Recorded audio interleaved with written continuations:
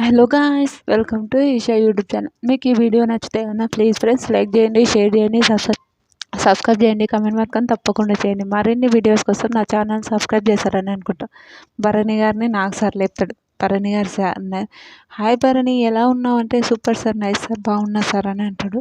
తర్వాత బాగున్నా సార్ అన్నాడు. ఓకే నాకు ఒక్కసారి బంధాల గురించి సేపు ఆడినందుకు నువ్వు ఎలిమినేట్ అయినావు. మళ్ళీ కూడా ఇప్పుడు కూడా సేపే ఆడుతున్నావు అంటే ఈ వీకా సార్, ఈ వీక్ అంటే ఈ వీక్ 200% మీరు సేఫ్ గేమ్ ఆడారు అని అంటాడు. ఎందుకు సార్ నేను సేఫ్ గేమ్ ఆడలేను సార్ అని భరణి గారు అంటే, లేదయ్యా నువ్వు సేఫ్ గేమ్ ఆడినావు, మళ్ళీ ఇప్పుడు మళ్ళీ పోయేది ఉంటుంది కదా. దివ్యకు తనుజకు ఇద్దరిట్లో ఎవరికో సపోర్ట్ చేయకుండా ఆయన ఎందుకు మధ్యలో అంటే, నేను తనుజకు చెప్పి దివ్యకు సపోర్ట్ చేయడానికి పోయేటప్పుడే అప్పుడు పాట ఆగిపోయిందంటే నాకు సార్ అంటాడు 2 minutes 18 seconds సాంగ్ ఉంది, అది ఎట్లా ఆగిపోతుంది అని మాట్లాడితే అది హైలైట్ అనిపించింది నిజంగా. చాలా చాలా బాగా అనిపించింది.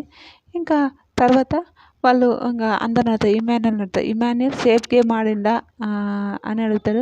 సేఫ్ గేమ్ ఆడిండా భరణి గారు అని అడిగితే, అవును సార్ నాకు కూడా అనిపించింది అని అంటారు. తర్వాత సుమనన్న అడిగితే కూడా అవును సార్ సేఫ్ గేమ్ ఆడిండు అని అనిపించింది అంటే, లేదు సార్ నేను చెప్పాలనుకున్నా భరణి ఇప్పుడు సేమ్ ఆడితే టైం అయిపోయింది అంటారు. నీ టైం అయిపోతుంది, ఇంట్లో హౌస్లో ఉండడానికి నీ టైం అయిపోతుంది, ఆలోచించుకొని నువ్వు ఒక స్టెప్ తీసుకుంటావని నేను అనుకుంటున్నాను. ఇప్పటి నుంచి సేఫ్ గేమ్ అవన్నీ తీసేయి, నీ గేమ్ నువ్వు ఆడు, నువ్వు మాట్లాడుతుంటే వేరే వాళ్ళు వస్తున్నారు మధ్యలో, అదైతే వదిలిపెట్టేసేయి, నీ గేమ్ నువ్వు ఆడితే బాగుంటుంది అని అంటారు. అదైతే హైలైట్ అనిపించింది, నిజంగా చాలా బాగా అనిపించింది. మీకేమనిపించిందో కూడా ప్లీజ్ కమెంట్ చేయండి. ఇలాంటి వీడియోస్ మరిన్ని కావాలంటే నా ఛానల్ ఒకసారి లైక్ కొట్టి చూసుకోవచ్చుగా ప్లీజ్.